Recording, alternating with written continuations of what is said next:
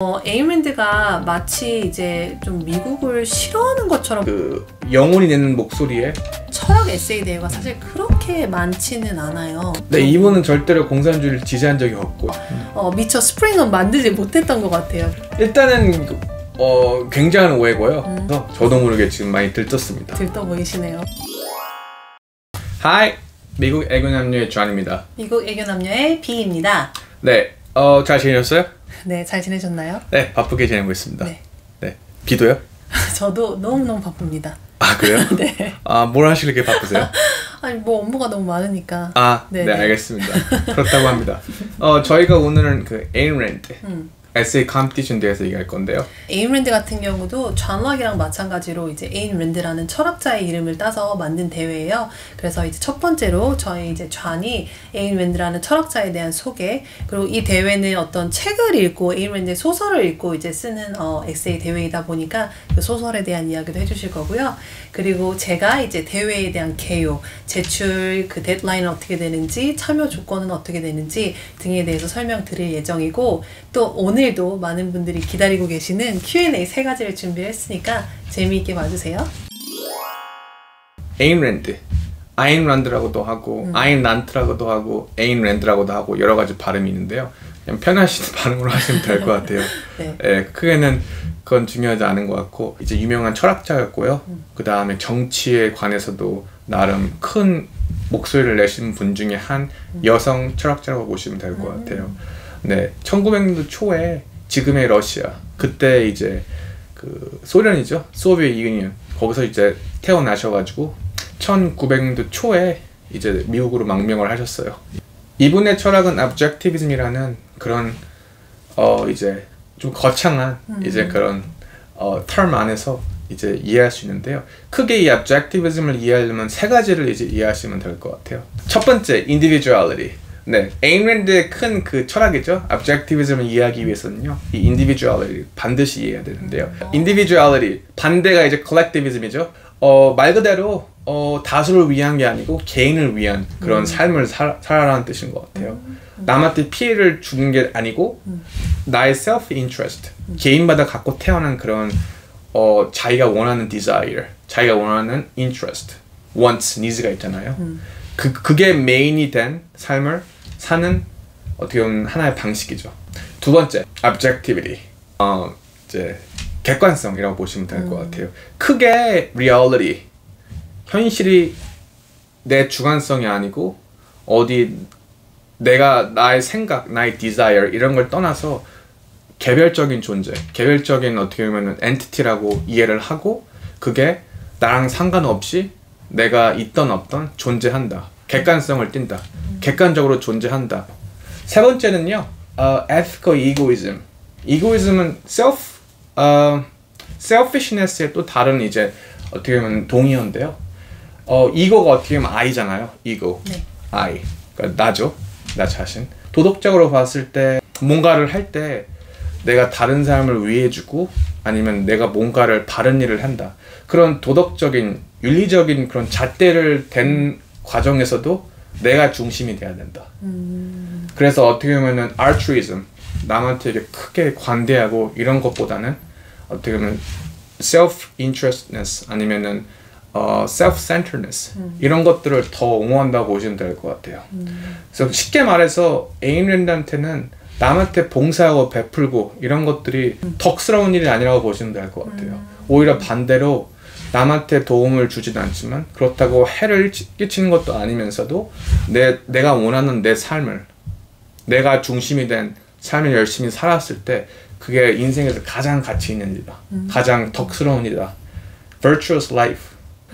조금 어려울 수 있는데 쉽게 얘기해서 에임랜드가 지지하는 삶은 조금 이기적인 삶, 나를 위한 삶, 타인보다는 내가 원하는 내 그 영혼이 내는 목소리에 거기에 맞춰서 하는 삶이 가장 의미 있고 가장 보람되고 덕스러운 삶이라고 보시면 될 것 같아요. 남한테 피해를 주지 않는 선에서 나를 조금 더 이제 나를 내 중심으로 살아라라는 뭐 그런 뜻으로 이해를 하면 될까요? 네, 맞습니다. 남한테 절대 해를 끼치지 않는 선에서 내가 원하는 걸 최대한 fulfill 할 수 있고 이룰 수 있는 그런 삶의 모드, 삶의 attitude 그거를 굉장히 중요시 생각을 하고 있고요. 이기적인 게 남한테 해를 주는 게 아닌데 이기적인 거 equals 남한테 해를 주는 거 라고 보통 크게는 유교에서 그렇게 다루고 있기 때문에 그런 게 강한 이제 철학적으로 유교 사상이 굉장히 강하고 그쪽으로 많이 이제 embrace하는 분들은 아마 에인랜드 사상을 이제 접했을 때는 굉장히 반감이 들 수 있다고 생각을 합니다. 네. 특이하게도 에인랜드가 이제 또 작가이기도 했잖아요. 맞습니다. 그래서 여러 가지 이제 그런 문학 작품, 특히 소설을 이제 많이 쓰셨는데 이 중에서 3가지 소설이 있고요. 그 소설을 읽고서 이 에세이 대회 프럼치에 답을 하면서 이 에세이 대회를 풀어나가는 그런 이제 대회인데 그 에인랜드의 소설에 대해서 좀 이야기를 해주시면 좋을 것 같아요. 첫 번째는 이제 크게는 파운틴헤드라는 책이 있어요. 거의 한 700장 정도가 좀 넘는 아주 두꺼운 좀 버전마다 다르겠지만 한 700자 정도 보시면 될 것 같아요. 700자가 아니고 700페이지죠. 네, 700페이지 정도의 이제 분량이라고 보시면 될 것 같고 또 다른 책은 이제 Anthem이라는 책이에요. 그 파운틴헤드보다는 확실히 많이 짧고요. 한 100장 정도라고 보시면 될 것 같아요. 처음에는 에인랜드가 이제 이거를 쓰다가 약간 중간에 다 끝내지 못하고 이 Anthem을 들어갔다는 사실이 있습니다. 네네. 제 생각엔 너무 길어가지고 왜냐면 파운틴헤드 같은 경우에는 좀 더 나벨 스타일이거든요. 좀 더 픽션처럼 좀 긴 스토리이기 때문에 아무래도 쓰시다가 뭔가 답답했는지 아니면 좀 더 브레이크를 가지신 것 같아요. 그래서 스탑을 한 다음에 끝내지 않은 상황에서 앤썸을 시작하셨다고 합니다. 네, 그래서 앤썸은 이제 나름 간결한데 앤썸 같은 경우에는 주인공 이제 이퀄리티라는 분이 이제 사회에서 정해놓은 규율을 따르지 않고 자기가 몰래 이렇게 뭔가를 이렇게 인벤션을 만들어요. 전구를 만들었어요. 이게 굉장히 극심한 사회주의이기 때문에 대부분 다수들이 이제 가버먼트에서 시키는 대로만 하고 그거를 절대 거기서 하지 말라는 건 하면 안 되는데 이 주인공이 이제 이름도 어떻게 보면 이퀄리티예요. 아웃라이어죠. 네, 조금 다른 사람들은 다르게 혼자 이렇게 너무 궁금하고 그 지식을 자기 스스로 어떻게 보면 궁금한 지식들이 원하는 게 많아서 그런 혼자서 나가서 이렇게 지식을 쌓고 그 다음에 그런 여러 가지 발명품 그 중에 하나가 전구인데 그런 것도 발명함으로써 어떻게 보면 사회적으로 이렇게 칭찬을 받아야 되는데 요즘 시대면 약간 앨런 머스크나 아니면 이런 약간 크게 이제 혁명가들 보시면 대부분 사회를 이제 지금 움직이시는데 칭찬을 받아야 하는데 비난을 받습니다. 그래서 비난뿐만 아니고 거의 퍼니시먼트까지 받아서 거기서 쫓겨나고 이제 굉장히 힘든 시간을 보냈는데 그런 크게는 이제 맥락에서 이 책을 이해하시면 될 것 같고요. 이 파운틴헤드 같은 경우에는 좀 긴데 여기 책에서 보시다시피 이게 책 커버가 빌딩이 있죠. 네, 그래서 이 메인 캐릭터가 아키텍이에요. 건축가인데요. 이 건축에 대한 얘기인데 주인공도 굉장히 고집이 세고 자기만의 그런 철학이 확실한 이제 그런 아키텍인데 남들은 이제 어떻게 보면 대부분 유행 따라가서 그런 건물을 짓고 하는데 이분은 너무 자기 신념이랑 그런 belief가 너무 강해서 결국에 많이 이렇게 스트러글 하다가 결국에는 어떻게 보면 성공해서 남들이 알아주는 그런 아키텍으로 인정을 받는 내용이에요. 이 파운틴헤드도 그렇고 이 에인랜드도 그렇고 크게는 이 큰 팀이 individuality versus collectivism이죠. 개인이랑 다수랑 싸우는 얘기예요. 여기서 다수는 그런 몇 명의 사람이 아니고 크게는 사회라고 보시면 될 것 같아요. 그래서 아무래도 에인랜드가 그 처음에 살았을 때 그 배경이 아무래도 소련이다 보니까 여러 가지 박해도 되고 심지어는 그 에인랜드의 그 father 아빠가 약사였고 약국을 운영을 했는데 그 레닌 체제 때문에 그 약국이 어떻게 보면 나라한테 넘어가고 그리고 또 살았던 곳 고향을 떠나고 지금의 크림반도죠. 글로 어떻게 보면 쫓겨나고 이렇게 생활을 하면서 그 자기 나라죠 사회 그 소련 체제를 굉장히 경멸하기 시작합니다. 그래서 그 어떻게 보면 그 에인랜드의 큰 철학이란 그런 사상 내가 중심이 되고 내가 원하는 걸 이제 이루는 게 내 어떻게 보면 삶의 목적이다. 이런 것들이 되게 강력하게 묻어난다고 보시면 될 것 같아요. 돌발 질문. 네. 이 파운틴헤드랑 네. 앤텀 중에 뭐를 더 재미있게 읽었어요? 이게 스타일이 너무 달라서 에임랜드의 앤썸 같은 경우는 물론 둘 다 나블이긴 한데요. 둘 다 픽션이긴 한데 조금 더 철학적인 느낌이 좀 많이 들고요. 간결하기 때문에 100페이지도 안 되기 때문에 굉장히 간결하면서 굉장히 concise, clear한 느낌이고 이거는 약간 스테픈 킹 같은 그런 너블처럼 길게 뭔가 이렇게 시리즈 작물처럼 길게 이렇게 읽힐 수 있는 그런 책이기 때문에 성격이 다르긴 한데 저는 앤썸이 더 저한테 맞는 책인 것 같습니다. 앤썸. 네. 짧고 간결하고 제가 아무래도 철학적인 백그라운드가 있다 보니까 이 긴 책보다는요 짧고 임팩트한 책이 저한테 좀 더 잘 읽히더라고요. 그래서 저는 앤썸이 저한테 맞는 것 같습니다. 소설을 읽고서 문학 작품을 읽고서 이제 에세이 대회에 이제 참여를 하는 건데 이 총 소설이 3가지가 있어요. 방금 설명해드린 앤썸이 있고 그다음에 파운틴헤드가 있고 그다음에 엘러스 슈럭이라는 이제 요 3가지 작품이 있는데 크게 저희는 이제 앤썸이랑 파운틴헤드 오늘은 이제 그 2가지 타입의 대회에 대해 설명을 드릴 거고요. 데드라인을 먼저 좀 설명을 드리자면은 앤썸 같은 경우는 데드라인이 매년 1년에 한 번 있어요. 그래서 그게 원래는 매년 4월이었는데 요번 올해 같은 경우는 이제 5월이었고요. 그래서 이제 보통 4월, 5월 중에 데드라인이 이제 정해진다고 보시면 될 것 같고 그리고 이 파운틴헤드 같은 경우는 요것도 원래는 1년에 한 번 이제 열리는 대회였는데 1년에 3번 이제 시즈널로 이제 요 사이클이 생겼고요. 네네. 그게 이제 summer 그다음에 그 fall, 그 다음에 winter 이렇게 3가지가 있어요. 제 생각에는 이 시스템 바뀌는 게 4월, 5월 이때쯤 바뀌면서 미처 스프링은 만들지 못했던 것 같아요. 원래 앤썸 같은 경우는 이제 8학년부터 가능하고 일단 파운틴헤드 같은 경우는 11학년, 12학년 상대적으로 고학년 학생들이 됐는데 이제는 2개 대회의 조건이 동일해졌고 그 조건이 이제 그 미들스쿨 스튜던트랑 하이스쿨 스튜던트면 된다. 대신에 13세는 넘어야 된다. 이 조건이 있다 보니까 크게 저희가 지난 시간에 설명드렸던 스콜라스틱이랑 이제 동일하다 보시면 될 것 같아요. 이제 상 같은 경우는 파이널리스트가 있고요. 이제 위너를 각각 이제 first, second, third prize 이렇게 이제 3가지 타입으로 나뉘어서 이제 뽑고 있는데 1등은 1명을 보통 보편적으로 뽑고 2등은 2명에서 3명 정도 그리고 3등은 보통 보편적으로 5명 정도 이렇게 이제 뽑는 대회이고요. 이 대회가 많은 그래도 이제 학생들이 에임랜드의 사상에 대해서 좀 이해를 하고 이런 참여율을 높이기 위해서 좀 어린 학생들도 이제 많이 이제 인클루드 하려고 하는 대회예요. 에임랜드에 이제 좀 관심을 갖고 있었던 어린 학년의 친구들도 이제 참여해 보실 수 있는 대회입니다. 이제 에임랜드 같은 경우는 좀 이제 개인주의라는 이제 사상을 많이 옹호하고 가치를 두잖아요. 지지하지 않는다라고 했을 때, 이 페이퍼를 쓸 때 에임랜드를 얼마큼 이제 옹호하는 척을 꼭 해야 되는 건지, 아니면 에임랜드랑 사상이 다른 거를 내가 솔직하게 좀 반대되는 입장을 풀어서 써도 되는지, 그게 궁금합니다. 네, 좋은 질문입니다. 어떻게 보면 에임랜드 이 에세이 컴피티션도 약간 철학적인 대회라고 보시면 될 것 같아요. 철학적인 페이퍼 핵심에는 이제 아규먼트 주장이 있을 거고 크게는 에임랜드도 북 리뷰가 아니고 그런 철학적인 페이퍼를 쓴다. 다만 에임랜드에서 주는 프롬프트가 있기 때문에 존락처럼 어드레스 하는 이제 페이퍼를 쓰시면 되는데요. 이 에임랜드 이 철학자 분께서 옹호하는 게 개인주의지만 좀 건강한 개인주의죠. 이런 남을 위해서 봉사하고 이제 헌신하는 게 약간 위선이라고 보는 것 같아요.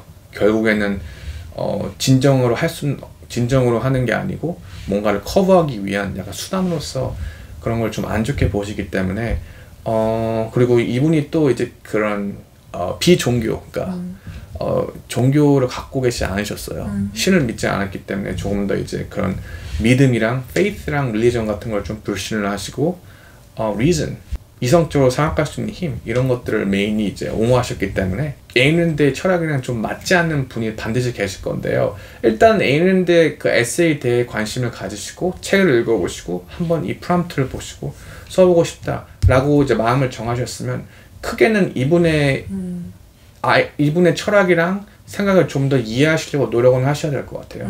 뭐 내가 갖고 있는 믿음 이런 것들을 버리라는 게 아니고요. 혹시라도 여러분께서 그런 반대 의견, 내가 갖고 있는 믿음이 있는데 난 이게 더 좋은 것 같다. 그럼 그거를 어떻게 보면 counter argument, objection으로 페이퍼에 넣어서 조금 더 그 페이퍼를 강화하는데 어떻게 보면 수단적으로 도움이 되니까요. 일방적으로 나는 이런 faith가 있고 이런 믿음이 있는데 에임랜드는 그렇지 않아. 나는 근데 이 페이퍼에 잘 쓰고 싶은데 그럼 내 거를 버려야 되나? 너무 그렇게 극적으로 사용을 안 하셔도 될 것 같아요. 크게 보면 결국엔 페이퍼잖아요, 그렇죠? 단순히 페이퍼 하나 쓰는 거기 때문에 다른 페이퍼처럼 최대한 이 author, 에임랜드를 이해하려고 하시고 배우려고 하시고 그 다음에 그런 느낌으로 접근을 하시면은 굉장히 보람되고 재밌는 이제 journey가 되실 것 같아요. 단순히 에임랜드의 사상을 뭐 옹호한다, 반대한다 이런 개념보다도 네네. 이분의 이제 그런 철학이라든지 주장 이런 것들을 내가 객관적으로 이해했다라는 걸 페이퍼에 보여주는 그런 이제 중요할 것 같습니다. 맞습니다. 다른 대회도 이제 처럼 이 대회만의 혹시 특징이 있나요? 네, 특징도 있고 장점도 있습니다. 당연히 장점이 있으니까 설명을 드려야겠죠. 이 에임랜드 같은 경우는 좀 7학년부터 할 수 있다 보니까 어린 학생들의 참여를 좀 독려할 수 있는 그런 대회예요. 근데 제가 이 장점을 원래 이게 되게 유니크한 장점인데 최근에 다룬 대회들이 공교롭게도 다 어린 학생들이 참여할 수 있는 대회여서 좀 중복되는 감이 있긴 한데 원래 에임랜드는 아까 말씀드린 것처럼 이제 특히 파운틴헤드 같은 경우는 이제 11학년, 12학년만 된다라는 그 규정이 이제 올해부터는 이제 7학년부터 가능하다라고 바뀐 것도 있고 어린 학생들을 한번 참여 희망하시면 도전해 보실 수 있고요. 두 번째는 이 대회가 이제 철학 에세이 대회이잖아요. 네네. 근데 좌니 봤을 때 학생들이 참여할 수 있는 철학 에세이 대회가 사실 그렇게 많지는 않아요. 맞습니다. 네. 근데 그럼에도 불구하고 많은 학생들이 되게 철학이라는 그런 과목, 그런 학문에 관심을 많이 두고 있는데 그 와중에 이제 대회가 많이 없다 보니까 유일한 이제 대회 중에 이 에임랜드라는 철학 에세이 대회가 있어서 마음껏 내 그런 철학적인 그런 이런 내가 좀 막 털어놓고 싶은 것들을 담을 수 있는 그런 대회인데 단순히 철학 에세이 대회에서 제가 이야기를 하는 건 아니고 우리가 이제 철학이라고 하면 좀 뭔가 이렇게 어렵고 뭐 어떻게 시작해야 될지 좀 맞습니다. 그렇잖아요. 특히 뭐 장학 에세이 같은 경우도 이렇게 주제 보면은 이걸 어떻게 접근해야 되지 좀 그런 게 있는데 이 에임랜드 같은 경우는 이 문학 작품을 읽고 그 안에서 어떻게 보면은 이제 큰 바운더리를 정해준 상황에서 내 그런 이제 분석이나 이런 주인공들이 했던 말들이나 이런 것들을 내가 한번 좀 이해하고 분석하고 하는 이제 그런 에세이고 거기에다가 뭐 요즘 내가 겪는 것들 뭐 리얼 월드의 그런 example을 좀 넣는다든지 이런 식으로 큰 틀 안에서 철학을 접해 볼 수 있는 에세이 대회이다 보니 좀 이제 철학을 내가 입문하는 단계이고 좀 해보고 싶다라고 하면은 이 에세이 대회가 굉장히 좋은 것 같고요.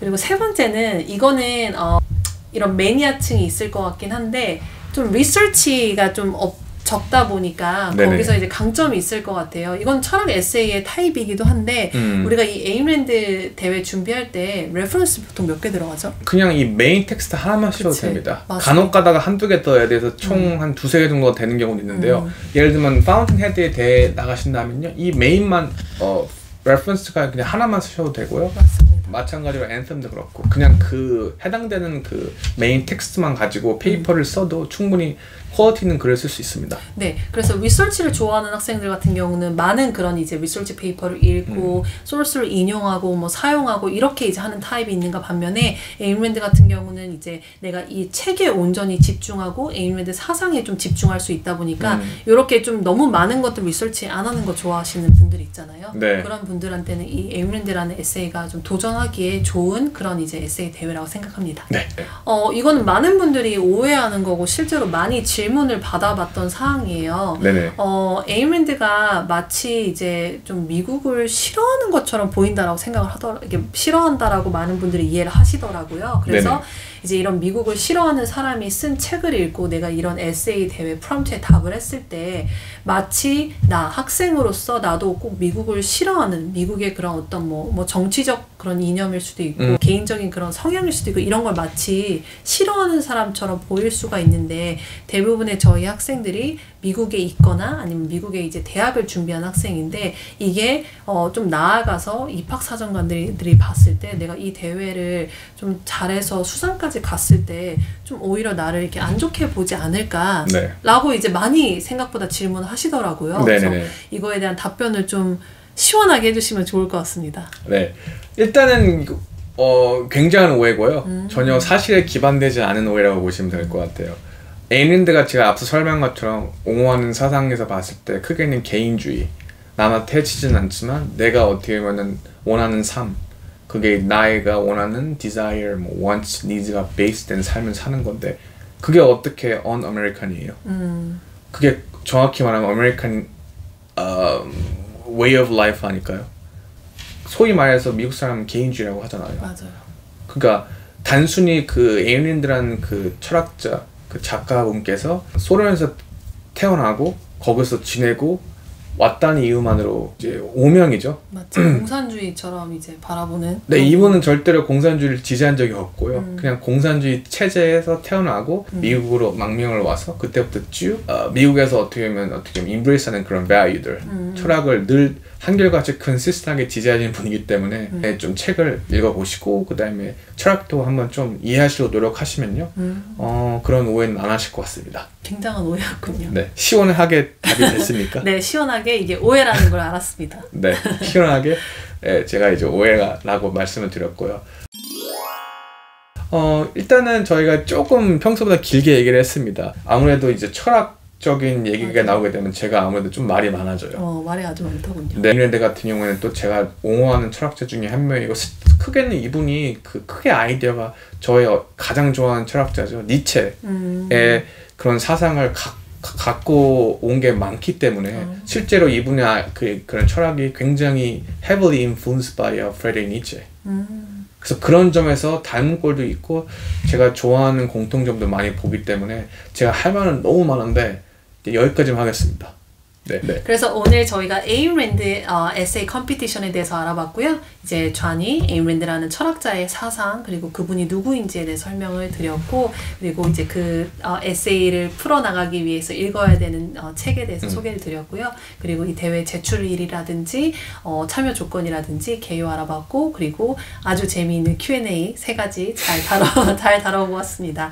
그래서 오늘도 역시나 유익하셨길 바라겠고요. 저희 이제 많은 영상들이 지금 올라온 상태이다 보니까 네, 많은 시청 부탁드리겠습니다. 네, 다른 영상에도 많이 관심 가져주시면요 복 받으실 것 같아요. 네, 여기까지만 하겠습니다. 다음에 또 뵙겠습니다. Cheers! Bye!